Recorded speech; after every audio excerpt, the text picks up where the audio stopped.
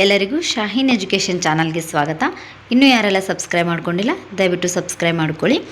ಈ ವಿಡಿಯೋದಲ್ಲಿ ನಾವು ಸಮಾಜ ವಿಜ್ಞಾನ ಬೋಧನಾಶಾಸ್ತ್ರಕ್ಕೆ ಸಂಬಂಧಪಟ್ಟಿರುವಂತಹ GPSTR ಪರೀಕ್ಷೆಯಲ್ಲಿ ಕೇಳಿರುವಂಥ 2019ರಿಂದ 2022 ತನಕ ಕೇಳಿರುವ ಪ್ರಶ್ನೆ ಪತ್ರಿಕೆಯಲ್ಲಿನ ಬೋಧನಾಶಾಸ್ತ್ರಕ್ಕೆ ಸಂಬಂಧಪಟ್ಟಿರುವ ಎಲ್ಲ ಪ್ರಶ್ನೆಗಳನ್ನು ಒಂದೇ ವಿಡಿಯೋದಲ್ಲಿ ನೋಡೋಣ.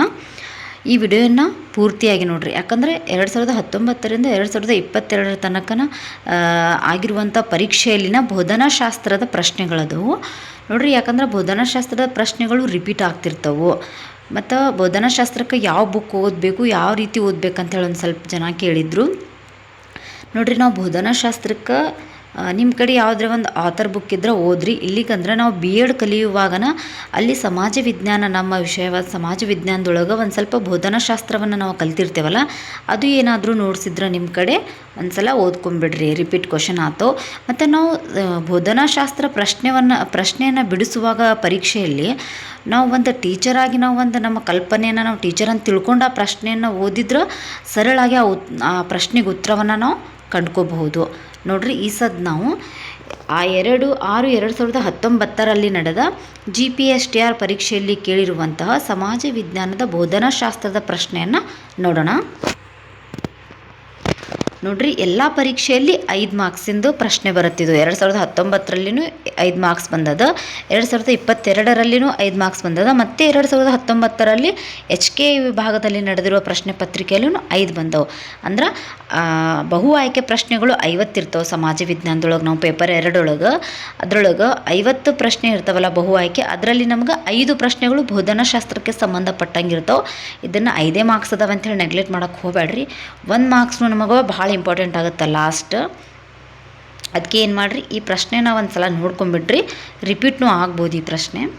ನೋಡಿರಿ, 44ನೇ ಪ್ರಶ್ನೆ 2019ರಲ್ಲಿ ನಡೆದ ಪರೀಕ್ಷೆಯಲ್ಲಿ ಈ ಕೆಳಗಿನವುಗಳಲ್ಲಿ ಇದು ಸಮಸ್ಯಾ ಪರಿಹಾರ ವಿಧಾನದ ಭಾಗವಲ್ಲ ಅಂತ ಹೇಳಿ ಕ್ವಶನ್ ಮಾಡಿದ್ದಾರೆ. ಆಪ್ಷನ್ಸ್ ಒಂದು ಸಲ ಚೆಂದಾಗಿ ಓದ್ಕೊಂಬಿಡ್ರಿ. ಇದರೊಳಗೆ ಆನ್ಸರ್ ಚಾರ್ಟ್ ಸಿದ್ಧಪಡಿಸುವುದು, ಇದು ಸಮಸ್ಯಾ ಪರಿಹಾರದ ಭಾಗವಲ್ಲ. ಉಳಿದಿದ್ದು 3 ಅದಾವಲ್ಲ, ಅವು ಸಮಸ್ಯಾ ಪರಿಹಾರ ವಿಧಾನದ ಭಾಗವಾಗಿದೆ. ನೆಕ್ಸ್ಟ್ 45ನೇ ಪ್ರಶ್ನೆ, ಪ್ರಾಥಮಿಕ ಹಂತದಲ್ಲಿ ಇತಿಹಾಸವನ್ನು ಬೋಧಿಸಲು ಬಳಸುವ ಬಹುಮುಖ್ಯ ಮತ್ತು ಪರಿಣಾಮಕಾರಿಯಾದ ಬೋಧನಾ ವಿಧಾನ. ನೋಡ್ರಿ, ನಾವು ಕ್ಲಾಸ್ ರೂಮಲ್ಲಿ ಮಕ್ಕಳಿಗೆ ಇತಿಹಾಸವನ್ನು ಬೋಧನೆ ಮಾಡುವಾಗ ನಾವು ಪ್ರಾಥಮಿಕ ಹಂತದಲ್ಲಿ ಇತಿಹಾಸವನ್ನು ಮಕ್ಕಳಿಗೆ ಪರಿಣಾಮಕಾರಿಯಾಗಿ ಬೋಧನೆ ಮಾಡ್ಬೇಕಂದ್ರೆ ನಾವು ಏನನ್ನು ಉಪಯೋಗ ಮಾಡ್ತೀವಿ, ಯಾವ ವಿಧಾನವನ್ನು ಉಪಯೋಗಿಸ್ತಪ್ಪ ಅಂದ್ರೆ ಕತೆ ಹೇಳುವ ವಿಧಾನ. ಮಕ್ಕಳಿಗೆ ನಾವು ಇತಿಹಾಸವನ್ನು ತಿಳಿಸಿ ಹೇಳುವಾಗ, ಒಂದು ರಾಜನ ಬಗ್ಗೆ ಹೇಳುವಾಗ ಆ ರಾಜನ ಕಥೆ ರೂಪದಲ್ಲಿ ಹೇಳೋದ್ರಿಂದ ಆ ರಾಜನ ಜೀವನ ಸಾಧನೆಯನ್ನು ಮಗು ಹೆಚ್ಚಿನ ಕಾಲ ನೆನ್ಪಿಟ್ಕೊಳ್ಳೋಕೆ ಪ್ರಯತ್ನ ಪಡ್ತಾನೆ. ಅದಕ್ಕೆ ಏನು ಮಾಡ್ಬೇಕು, ನಾವು ಕತೆ ಹೇಳುವ ವಿಧಾನದಲ್ಲಿ ನಾವು ಇತಿಹಾಸವನ್ನು ಬೋಧಿಸ್ತೀವಿ. ಆದ್ದರಿಂದ ಉತ್ತರ ಕತೆ ಹೇಳುವ ವಿಧಾನ. 46ನೇ ಪ್ರಶ್ನೆ, ಶಿಕ್ಷಕರು ವಿದ್ಯಾರ್ಥಿಯಲ್ಲಿನ ಭೂಪಟ ಕಲಿಕೆಯಲ್ಲಿನ ದೋಷವನ್ನು ಗುರುತಿಸಿದ್ದಾರೆಂದರೆ ಶಿಕ್ಷಕರು ಬಳಸಿದ ವಿಧಾನ ಯಾವುದು? ಒಬ್ಬ ವಿದ್ಯಾರ್ಥಿ ಭೂಪಟದಲ್ಲಿ ಸ್ಥಳಗಳನ್ನು ಗುರುತು ಮಾಡೋದ್ರಲ್ಲಿ ತಪ್ತಾ ಇದ್ದಾನೆ ಅಂದರೆ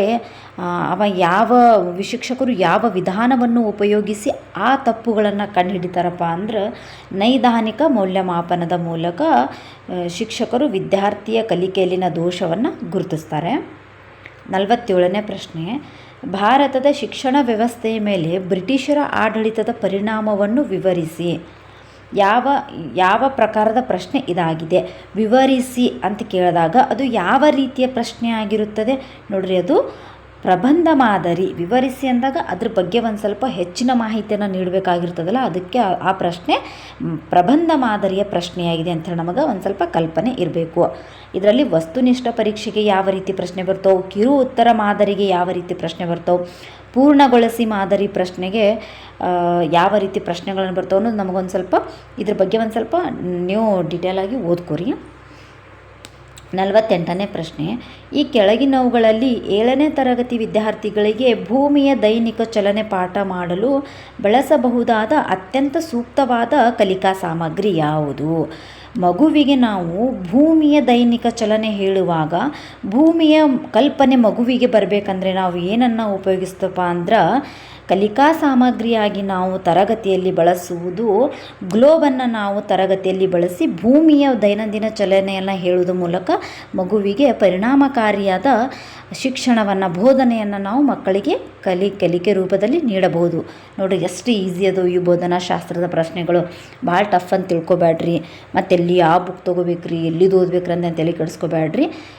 ಆ್ಯಸ್ ಅ ಟೀಚರಾಗಿ ನೀವು ಥಿಂಕ್ ಮಾಡಿದ್ರಪ್ಪ ಅಂದ್ರೆ ಇದು ನಿಮ್ಗೆ ಪ್ರಶ್ನೆಗೆ ಸರಳಾಗಿ ನೀವು ಆನ್ಸರನ್ನು ಮಾಡ್ಬೋದು. ನೆಕ್ಸ್ಟ್ ನೋಡ್ರಿ, GPSTR ಪರೀಕ್ಷೆ ಇದು 26/5/2019 ನಡೆದ ಪರೀಕ್ಷೆಯಲ್ಲಿನ ಬೋಧನಾಶಾಸ್ತ್ರದ ಪ್ರಶ್ನೆಗಳನ್ನು ನೋಡೋಣ. ನೋಡ್ರಿ, 35ನೇ ಪ್ರಶ್ನೆ. ಸಮಾಜ ವಿಜ್ಞಾನ ತರಗತಿಯಲ್ಲಿ ವಿದ್ಯಾರ್ಥಿಗಳು ಪೂರ್ವಾಗ್ರಹ ಪೀಡಿತ ಭಾವನೆಯನ್ನು ಪ್ರದರ್ಶಿಸುತ್ತಿರುವುದು ನಿಮ್ಮ ಗಮನಕ್ಕೆ ಬಂದಾಗ ಆ ಸಂದರ್ಭದಲ್ಲಿ ನೀವು ತೋರಿಸುವ ಪ್ರಕ್ರಿಯೆ ಯಾವುದು? ನೋಡ್ರಿ ಉತ್ತರ, ಸಮಾಜ ವಿಜ್ಞಾನದ ಆಯಾಮಗಳ ಬಗ್ಗೆ ಚರ್ಚೆಯನ್ನು ಆಯೋಜಿಸುವುದು. ಇದು ಉತ್ತರ ಆಗ್ತದೆ. ಒಂದ್ಸಲ ಚೆಂದಾಗಿ ನೋಡ್ರಿ, ಎಷ್ಟು ಇಂಟ್ರೆಸ್ಟಿಂಗ್ ಕ್ವಶನ್ ಅದಾವ ಇವೆಲ್ಲ. 36ನೇ ಪ್ರಶ್ನೆ.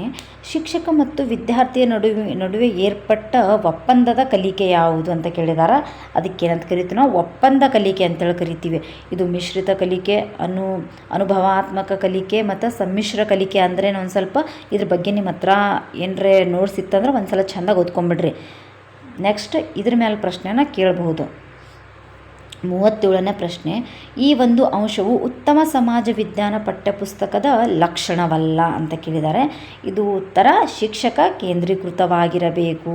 ನೋಡಿರಿ, ಇದು ತಪ್ಪಾದ ಲಕ್ಷಣವಾಗಿದೆ. ಯಾವಾಗಲೂ ಪಠ್ಯಪುಸ್ತಕ ವಿದ್ಯಾರ್ಥಿಗಳಿಗೆ, ಮಕ್ಕಳಿಗೆ ಅನುಕೂಲವಾಗುವಂಥ ಪಠ್ಯಪುಸ್ತಕವನ್ನು ನಾವು ರೆಡಿ ಮಾಡಬೇಕು. ಆದ್ದರಿಂದ ಇದು ಲಕ್ಷಣವಲ್ಲ. 38ನೇ ಪ್ರಶ್ನೆ. ಭೂಪಟದಲ್ಲಿ ಸ್ಥಳವನ್ನು ಗುರುತಿಸುವುದು ಇದಕ್ಕೆ ಸಂಬಂಧಿಸಿದೆ. ನೋಡ್ರಿ, ಒಂದು ಭೂಪಟದಲ್ಲಿ ಕೊಟ್ಟು ನಾವು ಈ ಸ್ಥಳವನ್ನು ಗುರುತು ಮಾಡ್ರಿ ಅಂತೇಳಿ ಮಕ್ಕಳಿಗೆ ಕೊಟ್ಟಪ್ಪ ಅಂದ್ರೆ ಅದು ಯಾವ ಅಂದರೆ ಆ ಸ್ಥಳವನ್ನು ಗುರುತಿಸುವುದು ಯಾವುದಕ್ಕೆ ಸಂಬಂಧಪಟ್ಟಿರ್ತದಪ್ಪ ಅಂದ್ರೆ ಕೌಶಲ, ಮಗುವಿನ ಕೌಶಲವನ್ನು ಕಂಡುಹಿಡಿಯೋಕೆ ನಾವು ಭೂಪಟದಲ್ಲಿ ಸ್ಥಳವನ್ನು ಗುರುತಿಸ್ರಿ ಅಂತೇಳಿ ಹೇಳ್ತೀವಿ. ಅದೇ ರೀತಿ ಜ್ಞಾನ, ಗ್ರಹಿಕೆ, ಅನ್ವಯ ಅದಕ್ಕೆ ಸಂಬಂಧಪಡ್ತದೆ ಅಂತೇಳಿ ಒಂದು ಕಡೆ ನೋಟ್ಸ್ ಮಾಡಿ ಬರೆದಿಡ್ರಿ. ನೆಕ್ಸ್ಟ್ ಪರೀಕ್ಷೆಯಲ್ಲಿ ನಿಮಗೆ ಜ್ಞಾನದ ಬಗ್ಗೆ ಪ್ರಶ್ನೆ ಬರ್ಬೋದು, ಅನ್ವಯದ ಬಗ್ಗೆ ಪ್ರಶ್ನೆ ಬರ್ಬೋದು, ಗ್ರಹಿಕೆ ಮೇಲೆ ಪ್ರಶ್ನೆ ಬರ್ಬೋದು. ಅದಕ್ಕೆ ಇದ್ರ ಬಗ್ಗೆ ಎಲ್ಲ ನಿಮಗೆ ಒಂದು ಸ್ವಲ್ಪ ಕಲ್ಪನೆ ಇರಬೇಕು. 39ನೇ ಪ್ರಶ್ನೆ.